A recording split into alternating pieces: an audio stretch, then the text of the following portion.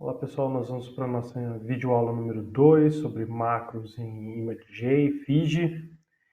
E nessa aula eu vou falar com vocês um pouco sobre variáveis e como a gente pode utilizar elas e como isso vai ser importante então para corrigir a gambiarra que a gente fez na videoaula passada, né? Então eu vou aqui abrir o macro que a gente elaborou na videoaula passada, vocês devem se lembrar.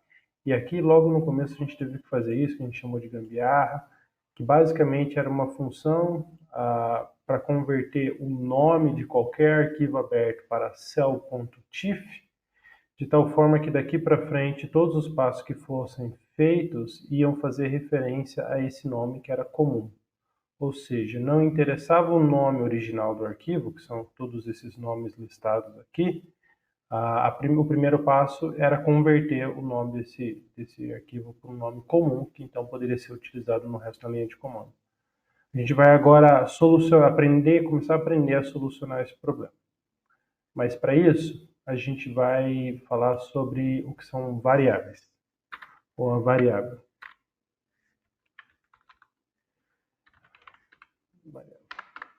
A variável nada mais é do que um pedaço de texto, né, um comando que estoca uma informação dentro dela. Então eu vou chamar aqui, vou criar uma variável 1, que eu chamei de var1. Vou apertar igual. Então a partir daqui, tudo que tiver aqui na frente desse sinal de igual é uma informação que eu vou estocar dentro dessa linha de comando que é var1. Um exemplo, se eu quiser estocar um texto, eu vou abrir aspas, digitar o texto, né? Ponto e vírgula para finalizar essa linha de comando. Então, está feito. Essa linha de comando, ele estoca a informação textual texto dentro da variável var1. Então, se eu quiser utilizar a informação textual texto para qualquer coisa, é só eu requisitar na minha linha de comando a variável 1. Então, um exemplo de como fazer isso, eu vou usar a função print, que projeta, né, imprime qualquer coisa que tiver dentro do parênteses dessa função. E aqui eu vou indicar que eu quero que ela faça o print da variável número 1, ou da variável 1. Quando eu rodo esse comando, então ele estoca, né, ele roda essa linha, estoca a função, o texto na variável 1 e imprime nessa janela de log a informação contida dentro da variável 1, que é a palavra texto, né? Eu posso, por exemplo, criar uma variável 2, que vai ser um outro texto, texto legal, não, desculpa, vai ser a palavra legal, né? E aí gerar uma segunda função aqui que vai ser de imprimir, então, a variável 1 mais a variável 2. E aí quando a gente, vou fechar essa janela aqui, e quando a gente roda essa função, então, você vai ver. Ele na variável 1 ele armazenou a informação texto e imprimiu. Na variável 2 ele armazenou a variável, o texto legal e imprimiu agora a variável 1 junto com a variável 2. Virou texto legal sem separar. Se eu adicionar aqui uma variável, né, sem estar indicando, sem estar armazenando ela, eu também posso fazer isso. Então, a hora que eu rodar esse programa, perceba que ele adicionou o espaço aqui, que é referente então, a esse pedacinho de texto indicado aqui, nessa função. As variáveis também podem ser, então, variável 3, podem ser numéricas. Então, eu vou dar um exemplo aqui que eu estou colocando a variável 3 e a variável 5, desculpa, a variável 4, ela vai ser o valor 5. E agora eu posso fazer operações com isso, né?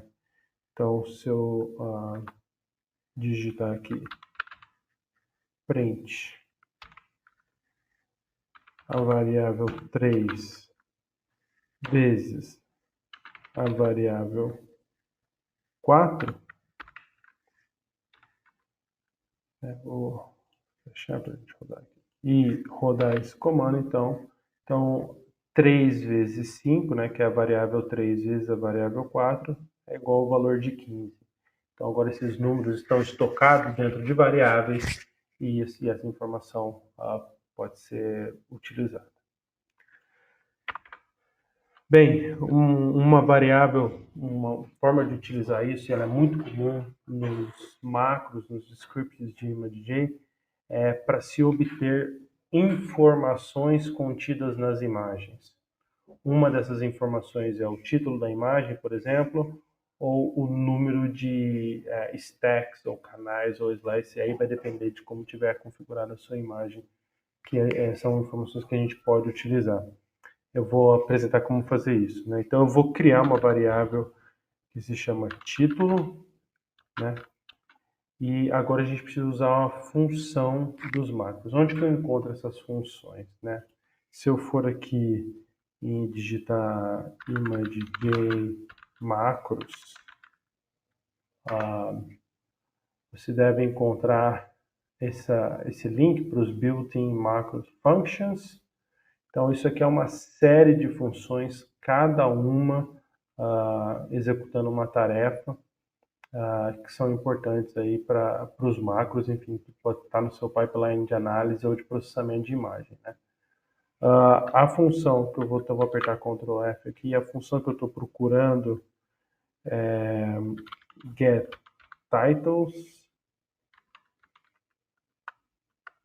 e aqui está a função, né? Então ela se escreve, né, get title, abre parênteses, e essa função ela retorna o título da imagem que está naquele momento ativa, né? Então se a gente for lá voltar na nossa linha de comando, eu vou colocar aqui get title, o próprio editor de macro já ajuda a gente a achar a função. Então aqui essa função get title, ele retorna o título da imagem aberta, né? Vou apertar Enter e tá aqui, tá feito. Então ele vai, se eu tiver uma imagem aberta e rodar essa linha de comando aqui, ele vai pegar o título daquela imagem e armazenar na variável título. Eu vou colocar a variável aqui n canal, o número de canais, né? E para isso, como a imagem de canal vem organizada como se fossem stacks, eu vou usar uma função que se chama nslices. Então ela retorna o número de imagens naquele determinado imagem. Então isso vai dar para a gente essa informação aqui, como uma imagem que vai vir com 1, 2, 3, 4 canais, a gente vai ter essa informação baseada em quantos slices, quantos stacks tem aquela imagem aberta. Na hora que eu apertar aqui, ele vai gerar essa função. Então, se eu agora pedir, né, para print, abre parênteses, título mais, aí eu vou dar um espaço aqui, mais o n canal, certo? Que é a variável que a gente armazenou o número de canais, e pedir para rodar esse comando. Agora ele deve fazer essa análise. Então eu vou abrir uma imagem qualquer aqui, a imagem 783, assim, e vou rodar apenas essa parte aqui da linha de comando.